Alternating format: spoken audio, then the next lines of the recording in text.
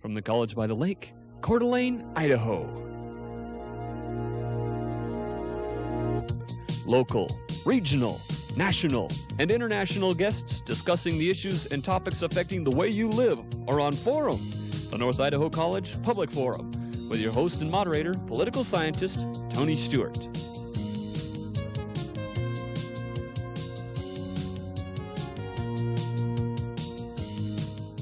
Welcome back to our second week of a Festival of Music. We're very delighted to have the same guests we had last week. I welcome to the program Maggie Smith Dalton and Jim Dalton.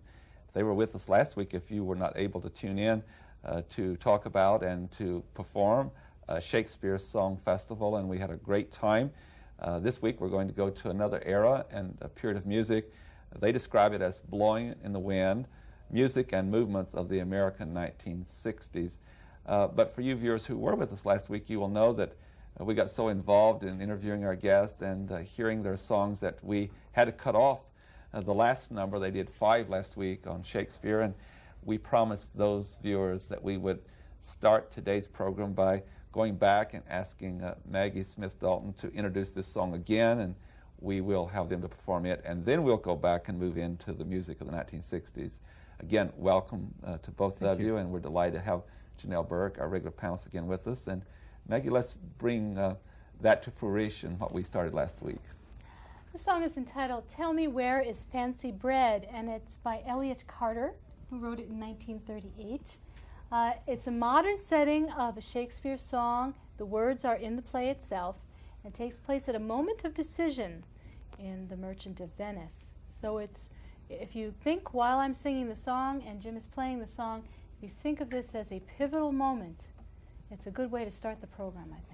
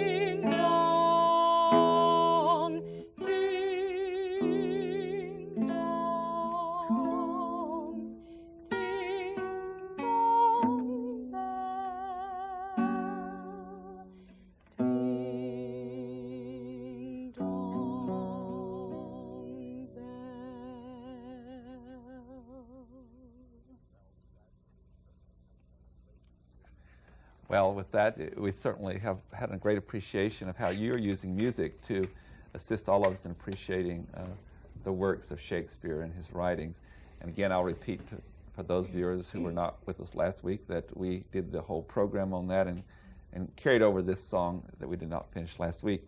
As we move into today's program, you have indicated in some of your presentations that you have given that understanding the movements of the turbulent 1960s can also be done and enhanced by listening to the music of the time. And certainly you're examining the roots of this whole process back in the 1950s and 60s and the civil rights movement, the Vietnam War, and other topics that were before us.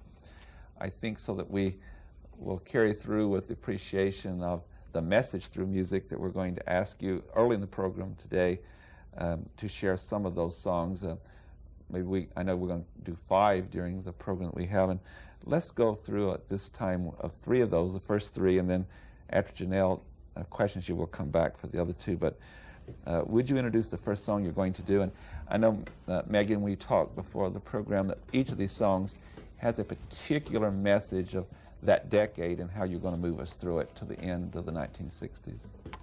I think that if you look at American history, that perhaps no other period save the Civil War was so accompanied by music as the American 1960s. It's interesting to note the 100 years difference there. And just as in the Civil War, the music kept alive not only hopes and dreams, but kept alive the feelings that people had brought with them from their own upbringing, so did the 60s.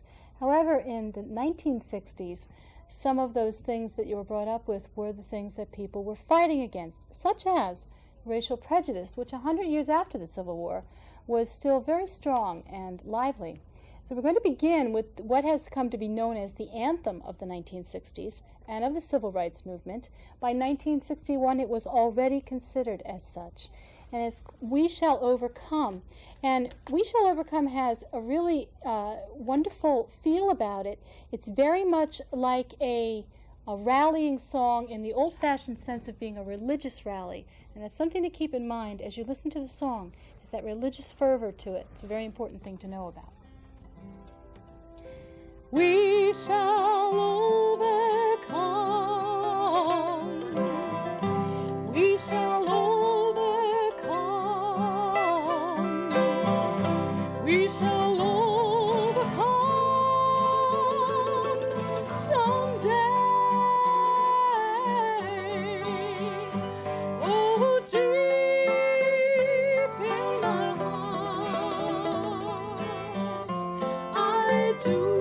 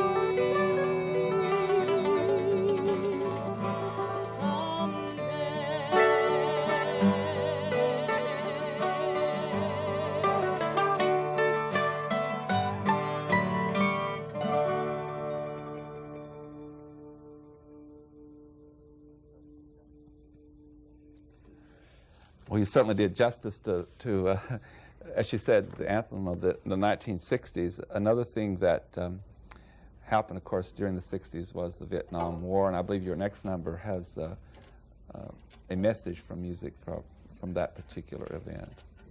The first time that Americans encountered the Vietnamese people was in 1820. And when the captain got off the ship, the first thing they asked him for were guns.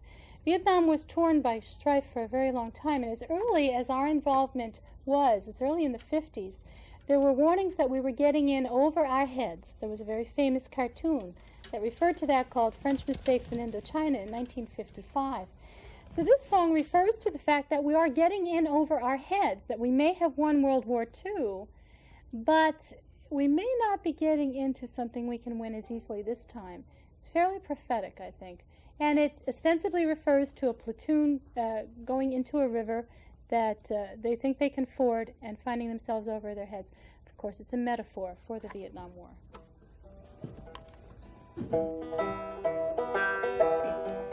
It was back in 1942, I was the member of a good platoon. We were out on the maneuvers in Louisiana, night by the light of the moon.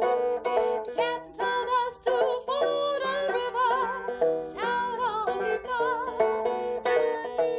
Deep in the big muddy, big fool said the ocean. The sergeant said, sir, with all this equipment, the man will be able to swim. The sergeant won't be a nervous snail, and the captain said to him, all we need is a little determination. Men, follow me, I'll move on. We were neck deep in the big muddy, the big fool said to push on. All at once, the moon clouded over. I heard a gurgling cry. A few seconds later, the captain's helmet sober floated by. The sergeant said, turn around, men. I'm in charge from now on. We just made it out of the big muddy. The captain was dead and gone. I'm not gonna point anymore. I'll leave that for yourself. Maybe you're still walking and you're still talking and you got to keep your health. But every time I read the papers, the old feeling comes on. We are waist deep in the big muddy and the big fool says to push on. We are waist deep in the muddy and the big fool says to push on.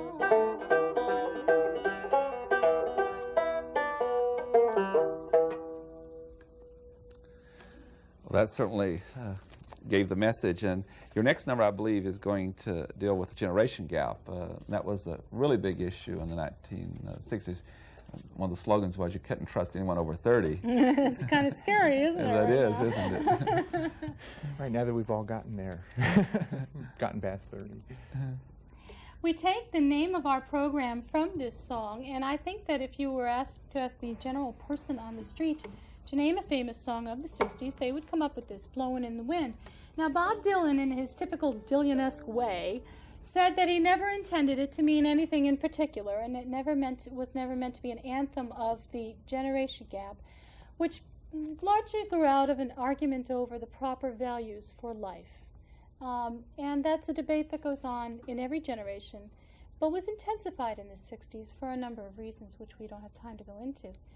This song, Blowin' in the Wind, however, seems to epitomize the arguments of younger people against the way of doing it the way it's always been done. And it's a very poignant song, and certainly familiar to everybody.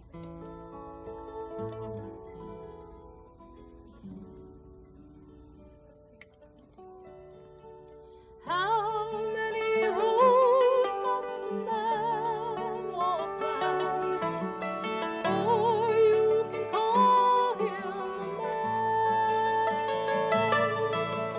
How many seas must a white dove sail before she sleeps in the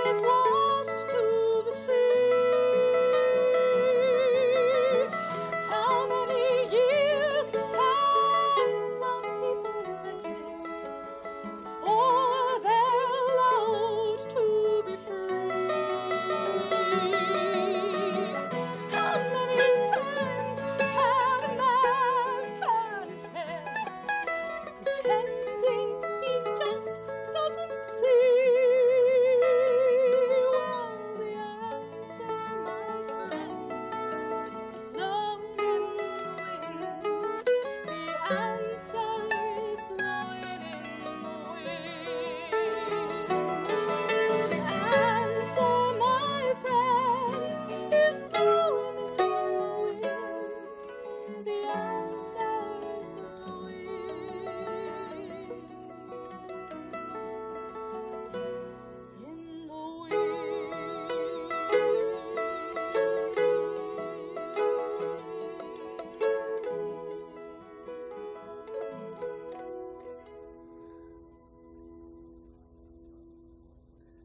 Time is just flying by, and we are going to do one more, and then we're going to go to Janelle in case we don't have time for the last one. But another song that you do from the 60s has to do with coming together and all. Would you introduce this song to us? Well, if anything marks the 1960s in most people's mind, those who participated, those who observe it, it's the idealism that we can all really get along if we just pay attention to what's real, what's really important. This song has always been one of my favorites because it seems to say the most about that kind of value system.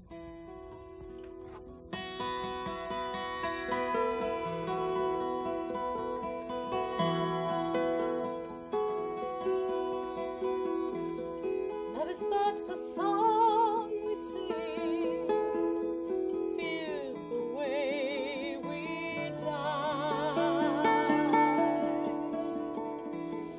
You can make the mountains ring, or make angels cry.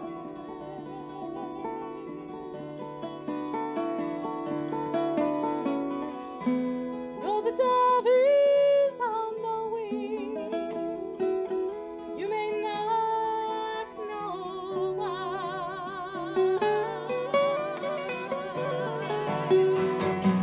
Come people now, smile on your brother, everybody get together, try to love one another right now. Some will come and some will go, they will surely pass.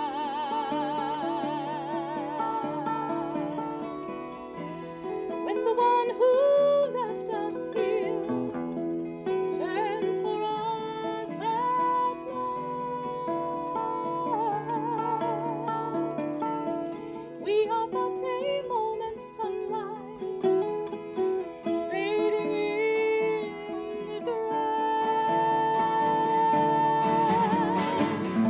Come people now, smile on your brother, everybody get together, try to love one another right now.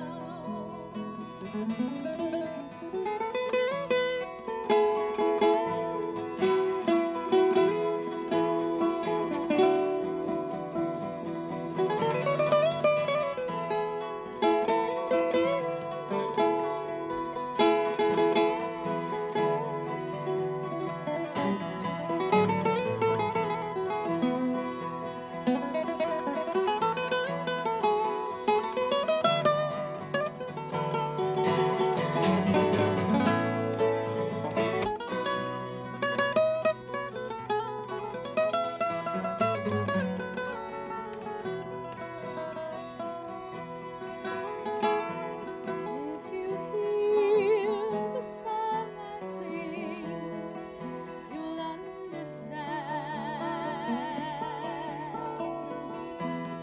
Hold the key to love and fear, all in your trembling hand. Just one key unlocks them both, but now at your command.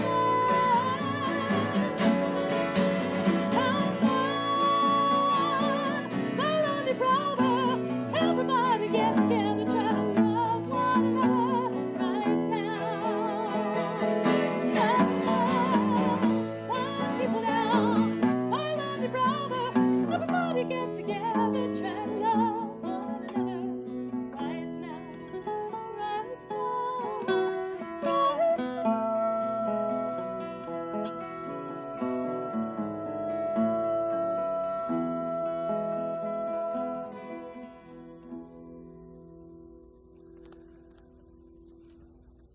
Thank you very, very much. And I forgot to say at the beginning of the program that Jim Dalton is teaching at the University of Idaho and sharing this wonderful music, and that Maggie Smith Dalton is on Northwest public radio with a program on Sunday morning from 10:30 to noon at the University of Idaho radio station, on Mondays, I believe, from 4:30 to 6:20. And Janelle, we have a little bit of time left for questions. Well, I want mostly to go on to the next song, but I did want to let people know where you were from and that you have studied, and that this is a marriage of a musician and also of a person who is interested in American studies, and that is your field, and that you put that information together and you come up with these wonderful themes for concerts that also tell us in the universal language of music about the way that people feel and what they think and represent their thoughts. Would you now share with us one last song? We'll probably go off the air. No, we'll have a little time after that.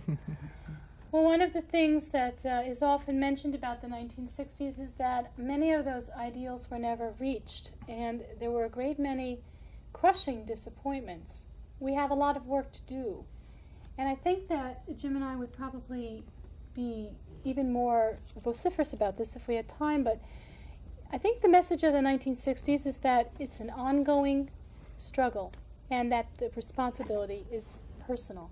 And we are going to end with a song called Abraham, Martin, and John, which commemorates the lost leaders of that generation who did pass the torch on to us. Has anybody here seen my old friend Abraham? Can you tell me where he's gone? Thought I saw him walking, seems the good they die young. I just looked around and he's gone.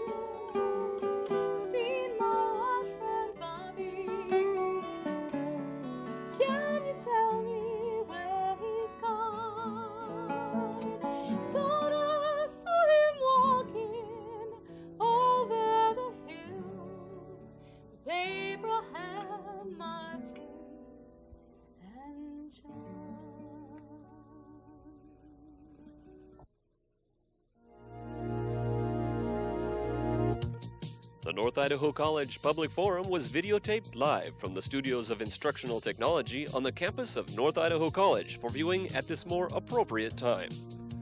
We invite you to join us again next week for another all-new edition of the North Idaho College Public Forum on this public television station.